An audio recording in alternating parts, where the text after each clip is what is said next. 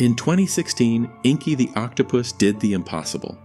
He escaped from New Zealand's National Aquarium, crossed the floor, found a drain pipe, and crawled 50 meters to the ocean. But that's not even the crazy part. Security footage shows he waited until no one was watching, planned it, timed it perfectly, and he's not alone. What scientists have discovered about octopus intelligence is so disturbing, some are calling for them to be legally reclassified. Because every octopus in captivity? They're essentially geniuses locked in boxes, dying of boredom, with the intelligence to understand they're trapped. Let me show you why. The night Inky escaped, the staff at New Zealand's National Aquarium had made one small mistake. After maintenance work on his tank, they left the lid slightly ajar. Just a small gap, maybe an inch or two. Most animals wouldn't even notice. Inky noticed. Inky, a common New Zealand octopus who had been caught by a local crayfisherman and donated to the aquarium, slithered out from the gap at the top of his tank during the night. But here's what makes this remarkable. He crossed the floor of the aquarium and squeezed his body through a narrow pipe, about 50 meters long, leading to open waters. 50 meters, that's half a football field, through a 6-inch pipe, in complete darkness. When staff arrived the next morning, Inky was gone. The only evidence? A wet trail across the aquarium floor showing his escape route. The aquarium manager, Rob Yarrell, wasn't entirely surprised. He said, quote, "He was very inquisitive and liked to push boundaries. This particular one was very friendly and intelligent and obviously found a weak spot in the top of his tank." Translation: They knew Inky was smart. They just didn't know he was that smart. At Germany's Sea Star Aquarium, an octopus named Otto took a different approach. He didn't want to escape. He wanted revenge. For 3 nights in a row, the aquarium's entire electrical system mysteriously shut down. Every pump stopped. Every filter went silent. In an aquarium, that's not just inconvenient, it's life-threatening for every animal in the building. Electricians were baffled. They checked every circuit, every wire, every connection. Nothing made sense. The system would work fine during the day, then fail every single night.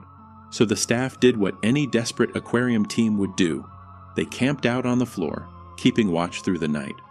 First night, nothing. Second night, nothing. Third night, they caught him. Otto the octopus had climbed up the side of his tank and was squirting water at the 2,000-watt spotlight overhead, short-circuiting the entire building's electrical system. Let that sink in. An octopus, annoyed by a bright light, taught himself to climb to the rim of his tank, aim at a specific target several feet away, squirt water with enough precision and volume to short-circuit it, and do this repeatedly at night when nobody was watching. Why? Staff believe Otto had been annoyed by the bright light shining into his aquarium. The light bothered him, so he turned it off. Problem solved, but it gets better. The aquarium director admitted something revealing. Otto gets bored in the winter when the aquarium is closed. He displays his boredom by juggling hermit crabs, throwing rocks at the glass, and even redecorating his tank by moving everything around. Juggling. An invertebrate was juggling hermit crabs because he was bored.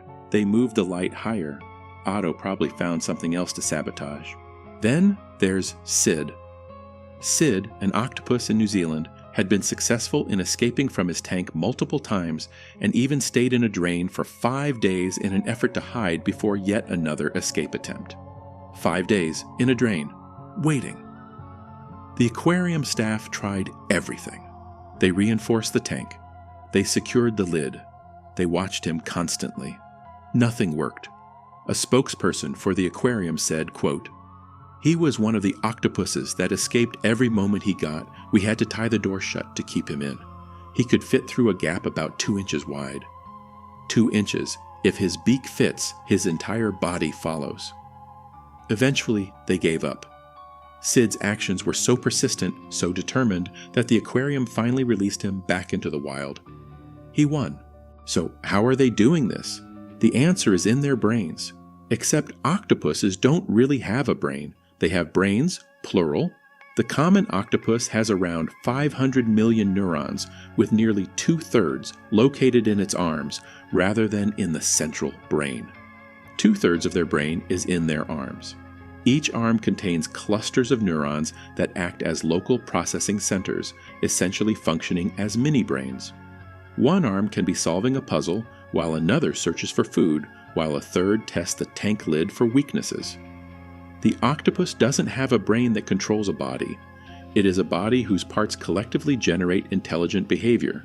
It's like having 8 semi-independent agents working together, each one thinking, each one remembering, each one learning. And what can this distributed intelligence accomplish? They use tools. They carry coconut shells around and use them as mobile shelters, demonstrating foresight and planning. They solve mazes. They navigate complex puzzles. They remember solutions for months. They recognize individual human faces. One octopus at a lab would specifically target one staff member, soaking her with half a gallon of water every single time she walked by, hitting her in the back of the neck.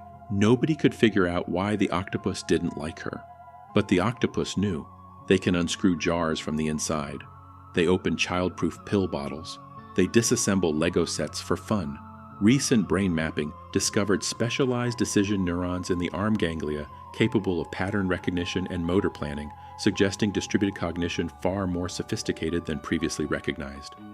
But here's where it gets uncomfortable.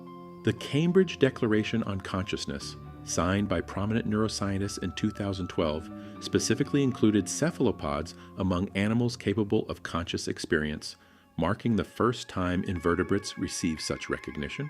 They're not just smart. They might be aware of being smart, and if they're aware, they know they're trapped. Let me paint you a picture, a very specific picture. You're an octopus. You have 500 million neurons comparable to a dog, which has about 600 million. You can solve problems that challenge some mammals. You remember individual people. You get frustrated. You experience boredom. And you're in a tank, 10 feet wide, maybe 12 if you're lucky. The same rocks, the same fake coral, the same 3 hiding spots you've memorized down to the texture of every surface. You've tasted every inch of your enclosure with the chemoreceptors in your suckers. There's nothing new. There hasn't been anything new in weeks, months.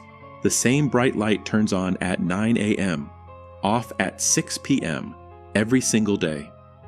Visitors press their faces against the glass. They tap on it sometimes, even though there are signs asking them not to. The vibrations annoy you. You can't escape them. Your lifespan? 12 to 18 months. That's it. You have the cognitive capacity of a dog compressed into a year and a half of existence, and you're spending most of it in a box barely larger than you are. Every day is the same, and you're smart enough to know it. The behavioral signs are everywhere. Otto juggling hermit crabs, throwing rocks at the glass hard enough to crack it, rearranging his entire tank obsessively just to see something different. Sid escaping over and over, hiding in drains for days, refusing to accept his confinement no matter how many times they caught him. Octopus's intelligence is so great that they can die of boredom by climbing out, but not finding a tank to climb back in. They literally climb out and die, rather than go back in the box. In 2021, something changed. The UK government officially recognized octopuses as sentient beings. The Animal Welfare Sentience Bill was extended to recognize octopuses and all other cephalopod mollusks as sentient beings. This wasn't a symbolic gesture. The decision came after an independent review led by Dr. Jonathan Birch, drawing on over 300 existing scientific studies, concluded that cephalopods should be regarded as sentient and therefore included within the scope of animal welfare law. The research found these creatures are capable of feeling, quote, pain, pleasure, hunger, thirst, warmth, joy, comfort, and excitement. The science is clear. The evidence is overwhelming. So here's the question nobody wants to answer. If octopuses are this intelligent, if they suffer from boredom, if they experience frustration and possibly even self-awareness, what exactly are we doing keeping them in tanks for entertainment? We've known for years. We've watched them escape. We've watched them show signs of psychological distress. We've watched them demonstrate intelligence that rivals mammals, and we've kept them in boxes anyway. Dr. Charlotte Byrne, who authored the report leading to the UK's decision, noted, Scientific evidence about the complex behavior and nervous systems of these animals has been accumulating over recent decades. The evidence has been piling up. We can't claim ignorance anymore. This isn't just about octopuses. Studying octopus intelligence broadens our view of cognition across the animal kingdom.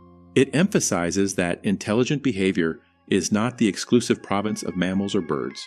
It can evolve under very different conditions. If intelligence can evolve this differently, distributed across 8 arms instead of centralized in a brain, how many other forms of intelligence are we completely missing? Perhaps we should judge cognitive systems not by how human-like they are, but by how effective they are in their own ecological niche. The octopus forces us to expand our definitions of intelligence, of consciousness, of what deserves our moral consideration. Because if a creature with a brain spread across its body can be conscious, can suffer, can understand its own captivity, what else are we getting wrong? Inky never came back. He's out there somewhere in Hawke's Bay, New Zealand, free, hunting, solving real problems, living the life evolution designed him for. Otto's light got moved higher. The aquarium admitted he's, quote, constantly craving attention and always comes up with new stunts. And Sid? Sid got what he wanted. He's back in the ocean. But for every Inky, Otto, and Sid that we know about, there are hundreds of octopuses still in tanks. Still bored, still frustrated, still trapped. With the intelligence to understand exactly what's been taken from them. The octopuses aren't just escaping from aquariums, they're escaping from our outdated ideas about intelligence, about consciousness, about which animals deserve our consideration and which ones we can keep in boxes for our amusement. The question is, are we smart enough to pay attention?